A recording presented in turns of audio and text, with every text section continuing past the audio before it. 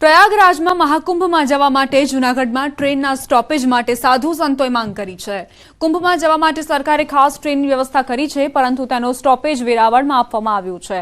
તપોભૂમિ જૂનાગઢથી મોટી સંખ્યામાં સાધુ સંતો કુંભમેળામાં જતા હોય છે।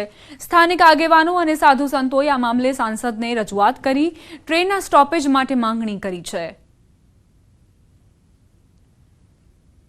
અહીંથી સાધુ સંતોને જવા માટે કોઈ વિશેષ ટ્રેન ફાળવવામાં આવી નથી। તો ગુજરાત સરકારને અને ભારત સરકારને મારી કરબદ્ધ પ્રાર્થના છે કે સવિશેષ ટ્રેન ખાસ કરીને જૂનાગઢમાં ફાળવવી જોઈએ। છેલ્લી સ્નાન એટલે કે 28 ફેબ્રુઆરીની એક ટ્રેન ફાળવવામાં આવી છે, એ પણ વેરાવળથી પ્રયાગરાજ છે। જૂનાગઢને ન આપીને રેલવે વિભાગે ખૂબ મોટો અન્યાય કર્યો છે। આ અંગે સાંસદશ્રીને, રેલવેના મંત્રીશ્રીને, ડીઆરએમ શ્રીને વગેરેને રજૂઆત કરી છે, પરંતુ પરિણામ શૂન્ય મળ્યું છે, કારણ કે એનું બુકિંગ શરૂ થઈ ગયું છે। સમાચાર મહેસાણાથી એસપી કચેરીએ મહિલાઓનો હલ્લાબોલ, બુટલેગરોના ત્રાસથી મહિલાઓમાં રોષ વ્યાપ્યો છે।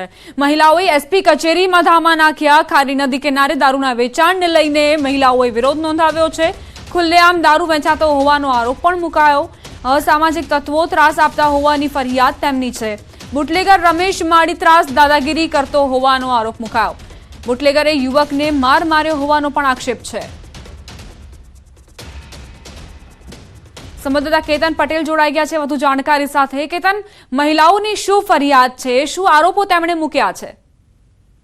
ચોક્કસથી દીપા જણાવો તો બુટલેગરોના ત્રાસથી જે મહિલાઓ હોય છે તે એસપી કચેરી પહોંચી હતી। મહેસાણાના પરા વિસ્તારની જે મહિલાઓ હોય છે તેમના દ્વારા એસપી કચેરી ખાતે રજૂઆત કરવા માટે ત્યાં પહોંચી હતી। ત્યાં એસપી કચેરી ખાતે જે ધામા હોય છે તેમને નાખ્યા હતા। ખાસ તેમની રજૂઆત હતી કે પરા વિસ્તાર ખારી નદીમાં જે ઝુંપડપટ્ટી છે તેમાં ઝુંપડપટ્ટીમાં ખુલ્લે આમ દારૂ વેચાતી હોવાની રજૂઆત હોય છે તેમને દ્વારા કરવામાં આવી હતી। બુટલેગર અને દારૂડિયાઓને કારણે અસામાજિક તત્વોનો ત્રાસ જે વધી ગયો હોય છે તેની ફરિયાદને લઈ તેઓ કલેક્ટર જે એસપી કચેરી હોય છે પહોંચી હતી, તેમની રજૂઆત કરવામાં આવી હતી અને ગેરકાયદેસર જે દારૂ વેચાતો બંધ કરવા અને ગેરકાયદેસર જે ઝુંપડપટ્ટી હોય તેને પણ દૂર કરવા માટે મહિલાઓએ રજૂઆત કરી હતી।